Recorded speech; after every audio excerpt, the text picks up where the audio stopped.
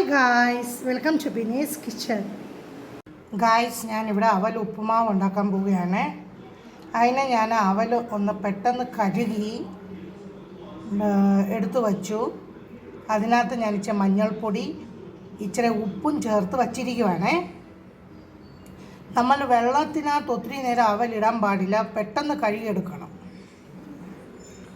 ഇവിടെ ഞാൻ ഉള്ളി, ഇഞ്ചി, പച്ചമുളക്, ഒരു ഹാഫ് ലെമണ്, കരിയാപ്പില, വരമുളകും എടുത്തു വച്ചിട്ടുണ്ട്. ഇവിടെ ഞാൻ കപ്പലണ്ടി എടുത്തു വച്ചിട്ടുണ്ട്. ഇവിടെ കടുക് പൊട്ടി അതിനകത്ത് ഞാൻ ചുമന്നുള്ളി, വരമുളക്, കരിയാപ്പില, പച്ചമുളക് എല്ലാം കൂടി ഇട്ട് ഇനി നമുക്കൊന്ന് വഴറ്റിയെടുക്കാമേ. ഒത്തിരി നേരം വഴറ്റേണ്ട ആവശ്യമില്ല. അതിനകത്ത് നമ്മൾ ലെമൺ ലാസ്റ്റിലേ ഒഴിക്കാവൂ, ആദ്യമേ ഒഴിച്ചു കഴിഞ്ഞാൽ അത് കഴിക്കും. ഇതിനകത്ത് ഞാൻ കപ്പലണ്ടി അങ്ങോട്ട് ഇടുവാണേ.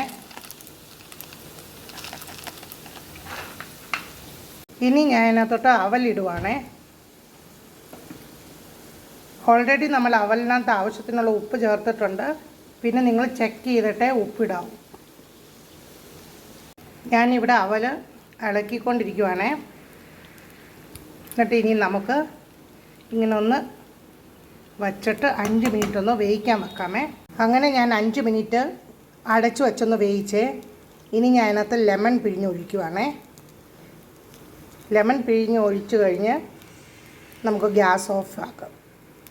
ഒന്ന് ഇളക്കിയാൽ വെച്ച് ഗ്യാസ് ഓഫാക്കാമേ. നമ്മൾ അവൽ കഴുകാൻ നേരത്ത് ഒത്തിരി നേരം വെള്ളത്തിൽ വെക്കല്, പെട്ടെന്ന് കഴിയാൻ വെച്ച് എടുക്കണം. കണ്ടോ, നല്ല അവൽ ഉപ്പുമാവ് സൂപ്പറായിട്ടുണ്ട്. അതിനകത്ത് ഞാൻ വെള്ളമൊന്നും ഒഴിക്കാതാണ് വേവിച്ചത്, വെള്ളം ഒഴിച്ചിട്ടില്ല. നിങ്ങൾ ഇതേ മെത്തേഡിലൊന്ന് അവൽ ഉപ്പുമാവ് ഉണ്ടാക്കാൻ ട്രൈ ചെയ്യണേ. നിങ്ങൾക്ക് വേണമെങ്കിൽ അതിനകത്ത് ക്യാരറ്റൊക്കെ അരിഞ്ഞ് ചേർക്കാമേ.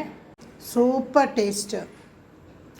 Thanks for watching my video. Please like, share and subscribe my channel. Thank you.